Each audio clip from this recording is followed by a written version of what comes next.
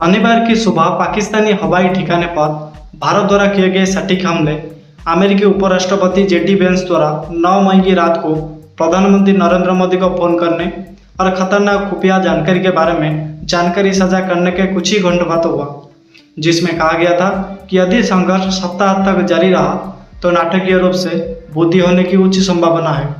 ऐसा माना जा रहा है कि प्रधानमंत्री ने वेंस से कहा है कि पाकिस्तान के किसी भी दुस्साहस का भारत की प्रतिक्रिया कठोर, गहरी और बड़ी होगी। और भारतीय सशस्त्र बलों ने भी पाकिस्तान द्वारा भारत की उत्तरी और पश्चिमी सीमा पर 26 स्थानों पर हमला करने के प्रयास के बाद हमला किया। ये विवरण जो संघर्ष विराम को घोषणा के एक दिन बाद रविवार को सामने आया, यानी कि 7 मई को पाकिस्तान और पाकिस्तान के कब्जे वाले कश्मीर में 9 आतंकी स्थल पर हमले के बाद सरकार द्वारा सेना को दिए गए निर्देश के अनुरूप थे। बताया जाता है कि प्रधानमंत्री ने कहा था, वहां से गोली चलेगी तो यहाँ से गोला चलेगा। दोस्तों, 9 मई की रात से लेकर 10 मई की सुबह तक पाकिस्तान ने 26 जगहों पर हमला किया, लेकिन भारतीय वायु रक्षा प्रणालियों ने इन कोशिशों को नाकाम कर दिया। ये पाकिस्तान द्वारा ड्रोन के साथ हवाई हमले में उल्लेखनीय वृद्धि थी, जो पहले औसतन लगभग 10 स्थानों पर होता था। जवाबी कार्रवाई में भारतीय सशस्त्र बलों ने 8 स्थानों पर पाकिस्तानी सैन्य ठिकानों पर हमला किया। लड़ाकू विमानों से हवा में दागे गए सटीक हथियारों ने रफीकी, मुरीदी, चकलाला, रहीम यार खान, सुकुर और चुनियन को निशाना बनाया और सटीक हथियारों से पसरूर और सियालकोट विमानन अड्डे के रडार स्थलों को निशाना बनाया गया। सूत्रों ने कहा, यह नरक की आग थी। उन्होंने रेखांकित किया कि रहीम यार खान में PAF बेस का रनवे क्षतिग्रस्त हो गया और रावलपिंडी के चकलाला में नूर खान एयरबेस को भी गंभीर नुकसान पहुंचा है। 10 मई को यही महत्वपूर्ण मोड़ आया, जिसके बाद पाकिस्तान ने अमेरिका से संपर्क किया।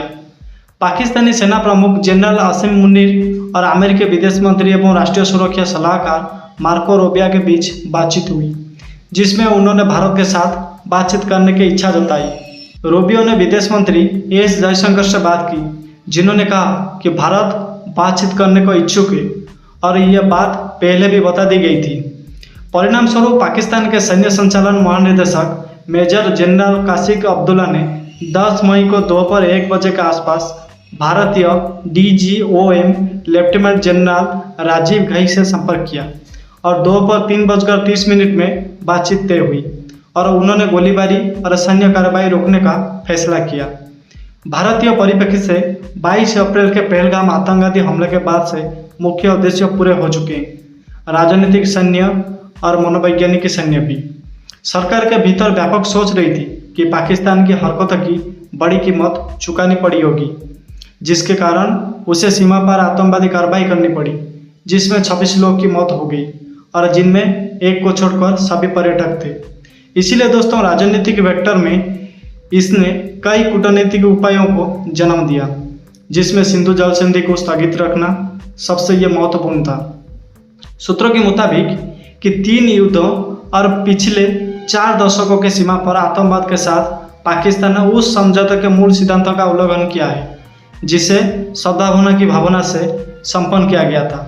यह महसूस किया गया कि पाकिस्तान गर्मी महसूस किए बिना नहीं रह सकता, क्योंकि पहलगाम में बाद रक्त और पानी एक साथ नहीं बह सकते। सैन्य सोच पर भारत के पास 2016 की उरी सर्जिकल स्ट्राइक और 2019 की बालाकोट एयर स्ट्राइक से एक रणनीति थी। सूत्रों ने बताया कि लागत लगाने की सोच वही थी, लेकिन सरकार वही चाल नहीं चलाना चाहती थी, जिससे कि आश्चर्य का तथ्य बरकरार रहे। इसीलिए लक्ष्य और तकनीक को सार्वधानिक पूर्वक चुना गया, जिसमें पाकिस्तान और POK में 9 आतंकी ठिकानों शामिल थे।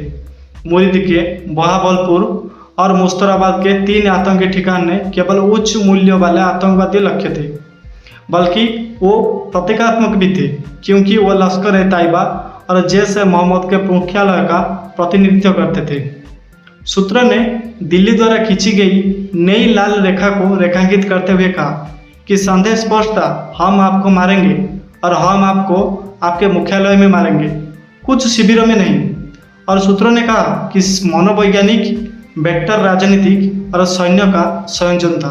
सूत्रों ने कहा कि इस रणनीति के 2 तत्व थे कि पाकिस्तान पर लागत बढ़ाना और ये कि कोई भी जगह आपके लिए सुरक्षित नहीं है।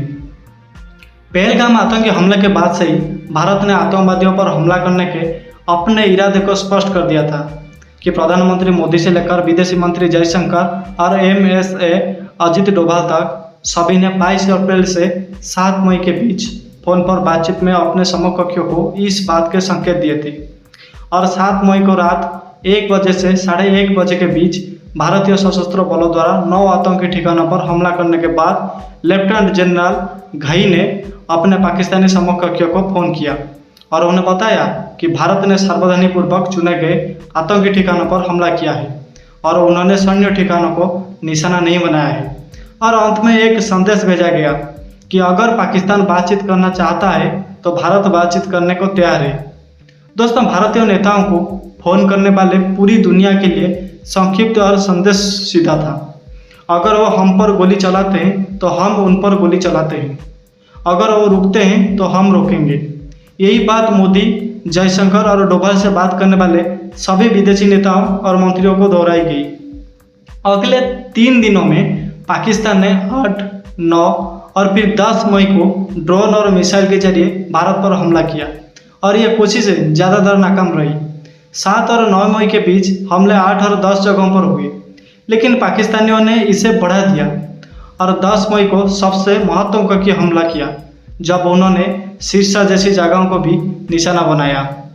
भारत की नरक की आग प्रतिक्रिया पाकिस्तान के 8 सैन्य ठिकानों पर हुई, जिनमें से एक तो उनके परमाणु प्रतिष्ठान के बहुत नज़दीक था।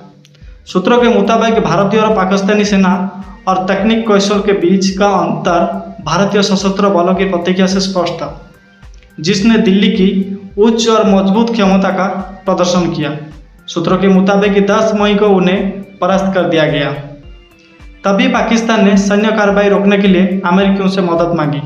इसीलिए दोस्तों, जब रूबियो ने उनसे बात की तो जयशंकर ने कहा कि भारतीय DGMO ने पहले दिन ही पाकिस्तानी पक्ष को यह प्रस्ताव दिया था कि 7 मई की सुबह 1:30 बजे DGMO के बीच हुई बातचीत का जिक्र करते हुए।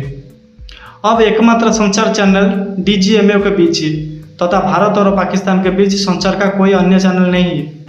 सूत्रों के मुताबिक ये रेखांकित किया गया कि राजनीतिक, सैन्य और मनोवैज्ञानिक युद्ध के 3 पहलुओं का उद्देश्य एक यानी कि मई सामान्य स्थिति स्थापित करना, जिसमें पहले जैसा कुछ नहीं होगा और पाकिस्तान की सीमा पर आतंकवादी कार्रवाइयों की कीमत चुकानी पड़ेगी। दिल्ली ने कहा कि अंतिम दिन अमेरिका की भागीदारी पाकिस्तान के कहने पर हुई थी और ट्रंप को संभवतः पाकिस्तान के वार्ताकारों के माध्यम से इसकी जानकारी थी। उन्होंने दोनों सेनाओं के बीच समझौता कराने में वाशिंगटन की भूमिका को अधिक तवज्जो नहीं दी। दिल्ली स्पष्ट रूप से वाशिंगटन के श्रेय लेने के दावे से सहज नहीं है, क्योंकि ट्रंप ने सबसे पहले युद्ध विराम की घोषणा की थी और मध्यस्थता करने की उनकी नवीनतम पेशकश भी अच्छी नहीं रही है। सूत्रों ने कहा कि एकमात्र मुद्दा पाकिस्तान को पाकिस्तान के कब्जे वाले कश्मीर से खाली करवाना है। ऑपरेशन सिंदूर अभी खत्म नहीं हुआ है, जिसका मतलब यह है कि पाकिस्तान की चुनौतियों का जवाब देने के लिए ऑपरेशन तैयारी है। वो इसे युद्ध विराम भी नहीं कहना चाहते, बल्कि इसे सैन्य कार्रवाई और गोलीबारी बंद करना चाहते हैं। सूत्रों के मुताबिक कि फरवरी 2021 के संघर्ष विराम समझौते का पाकिस्तान द्वारा पिछले कुछ महीनों में उल्लंघन किया गया और वो अभी पीछे नहीं हट सकते।